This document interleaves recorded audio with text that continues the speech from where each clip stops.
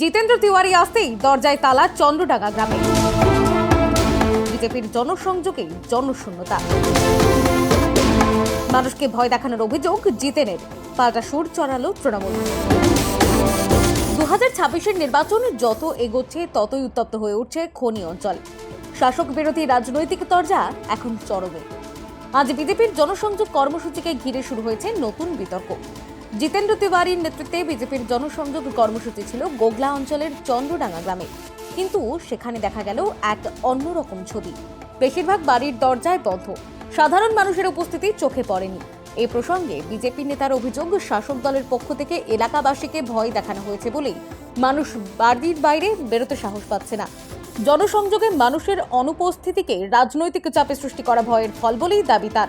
এ বিষয়ে তিনি আরও বলেন, চন্দ্রডাঙ্গা গ্রামে আমরা বিভিন্ন অঞ্চলে ঘুরছি এবং এখন পর্যন্ত দেখলাম যত টিউব কল, মানুষের খাওয়ার জন্য টিউব কল, সেটাতে জল আসে না।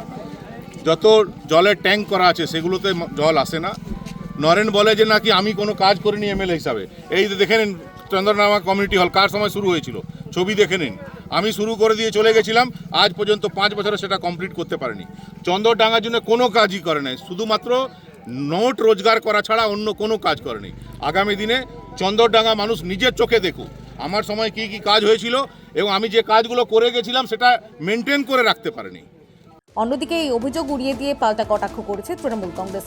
গোগলা অঞ্চল তৃণমূলের অঞ্চল সভাপতি গৌতম ঘোষ বলেন, গোগলার মানুষ জিতেন্দ্র তিওয়ারিকে মেনে নিতে পারছে না। তার অভিযোগ, মমতা বন্দ্যোপাধ্যায়ের সঙ্গে বিশ্বাসঘাতকতার কারণেই এলাকাবাসীর মধ্যে ক্ষোভ রয়েছে। তৃণমূলের দাবি, মানুষের অনুপস্থিতির পেছনে কোনো ভয় নয়, বরং রাজনৈতিক অনাস্থাই আসল কারণ। অঞ্চল সভাপতি গৌতম ঘোষ কি বললেন শুনুন। ওনার মাথা খারাপ হয়ে গেছে, তো উনি চন্দ্রডাঙ্গা গ্রামে ঢুকেছে। চন্দ্রডাঙ্গা গ্রামের মানুষজন ওনাকে ভালো লাগেনি। উনি তো সব জায়গায় এসে বলছেন আমি এক্স এমএলএ, এক্স জেলা সভাপতি, এক্স মেয়র। তো ওইটা তো মমতা বন্দ্যোপাধ্যায় দেওয়া। আমি ওনাকে প্রশ্ন করতে চাই যে আপনি যে বিজেপি হয়ে প্রচার করতে আসছেন, আপনি বিজেপি কী পদে আছেন?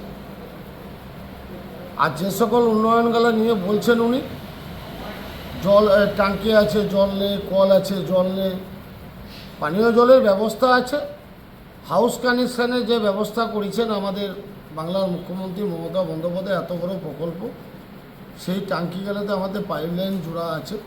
আগামী দিনে ওই জলের ট্যাঙ্কিগুলোতে জল চেপে যাবে। সব মিলিয়ে জনসংযোগ কর্মসূচিকে ঘিরে বিজেপি ও তৃণমূলের পাল্টাপাল্টি অভিযোগে খনি অঞ্চলের রাজনীতি আরও এক ধাপ উত্তপ্ত হয়ে উঠল। ব্যুরো রিপোর্ট, নিউজ বঙ্গ লেখনী।